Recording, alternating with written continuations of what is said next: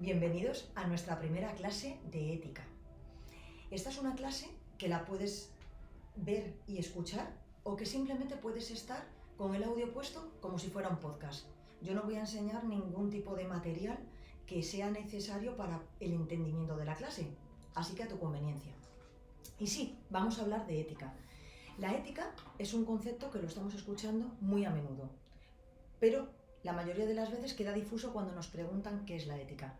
Lo que no queda nada difuso es algo que hacemos todos los días y es opciones, opciones, opciones. ¿Y ahora qué hago? ¿Hago esto o hago lo contrario? La mayoría de las veces la tomamos de manera muy automática, pero hay otros momentos en donde tenemos que hacer una reflexión consciente de por qué estamos eligiendo eso. ¿Vale? Cuando lo hacemos de manera automática, suele ser pues porque alguien nos dice que lo hagamos, pues porque es la costumbre o simplemente porque me apetece. No nos paramos a pensar más.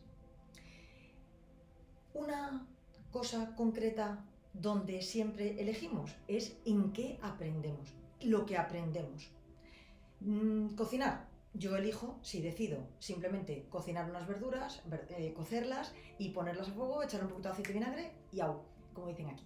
Pero otras personas deciden que cocinar es muy importante y entonces le dedican mucho tiempo a aprender cómo cocinar mejor, ¿de acuerdo? Aprendemos a veces por obligación externa.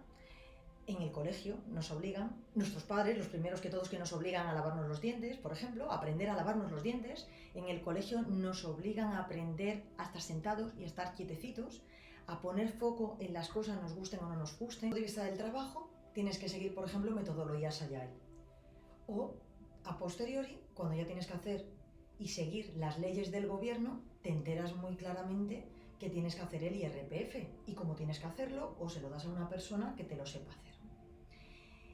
También a veces lo aprendemos porque nos apetece, en el caso de la cocina que he dicho antes o en el caso de la música. Es decir, hay cosas que aprendemos y tenemos la libertad de aprender o no aprender o tenemos la posibilidad.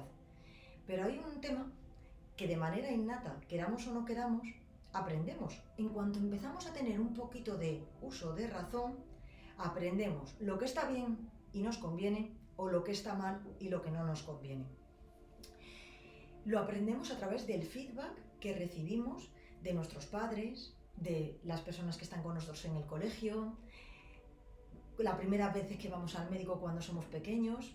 Yo me acuerdo, por ejemplo, cuando íbamos a nuestro practicante, que esa palabra he tenido que buscarla porque ya no sé si se sigue existiendo, pero ya no las veo yo esas figuras, y el practicante te decía, muy bien, estás haciéndolo muy bien, y tú todos los días venías que te habías comido tu zanahoria porque era lo que el practicante le había dicho a tu madre que tenías que aprender a comer.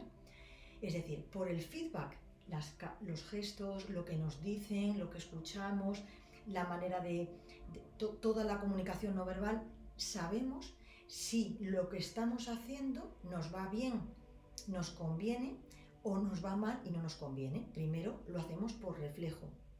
Es decir, que el feedback que recibimos de los demás, familia, los primeros, colegio, amigos, en el trabajo, de los médicos, ese feedback es el que primero monta los cimientos, mis valores, mis ideas, mis conceptos de lo que está bien y de lo que está mal. Luego, conforme la vida va evolucionando, yo tengo la capacidad de aprender y de desaprender y de reaprender, si quiero, cosas que no estaban tan claras porque estaban bien o mal, ¿de acuerdo? Pero para eso hay que ponerse. Lo segundo, gracias a ese feedback que recibo de los humanos, sé lo que es llevar una buena vida humana, porque me doy cuenta de lo que está bien o está mal desde un punto de vista humano, no desde un punto de vista animal o desde un punto de vista de una máquina. A mi móvil no le viene nada bien cuando le dejo que se agote, porque hay una norma que dice que si agoto la batería, la vida del móvil es más corta, entonces no le viene bien. Hay una norma para el móvil, pero yo soy un humano y yo me relaciono con humanos para saber lo que me viene bien o lo que me viene mal. Estar rodeado solo de máquinas, porque esto es ética para la inteligencia artificial, no me da el feedback que necesito para saber qué quiero llevar yo como una buena vida humana, que eso es mi principal fuente de lo que yo quiero saber. Porque el resto es importante, pero como decimos aquí, es que esto es porque me va la vida en ello. Lo tercero, al crecer me doy cuenta, que lo que hemos dicho en el primer punto, al crecer me doy cuenta que hay muchos criterios, que a lo mejor mis padres tienen unos criterios, incluso mi madre tiene un criterio y mi padre tiene otro de cómo llevar una buena vida. Entonces somos conscientes de que hay varios criterios para vivir bien. Eso lo desarrollaré después. Y lo cuarto es que tengo que tener el mayor interés en cuanto antes enterarme lo que me viene bien para mi propia vida.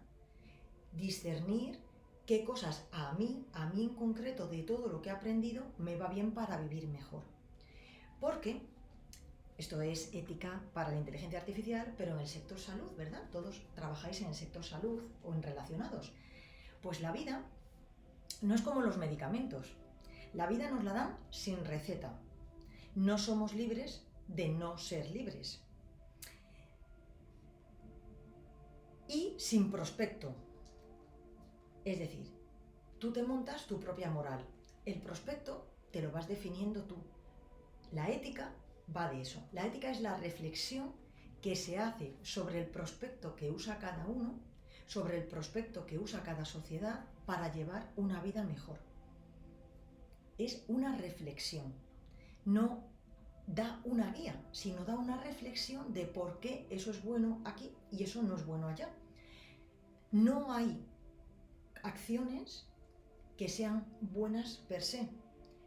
Podemos hablar de cosas que son buenas, por ejemplo, como una moto, como un móvil, pero siempre en relación a para qué están creados. No es lo mismo una moto de carreras que una moto que la quiero para ir por la ciudad. Es decir, asociamos lo bueno a la función.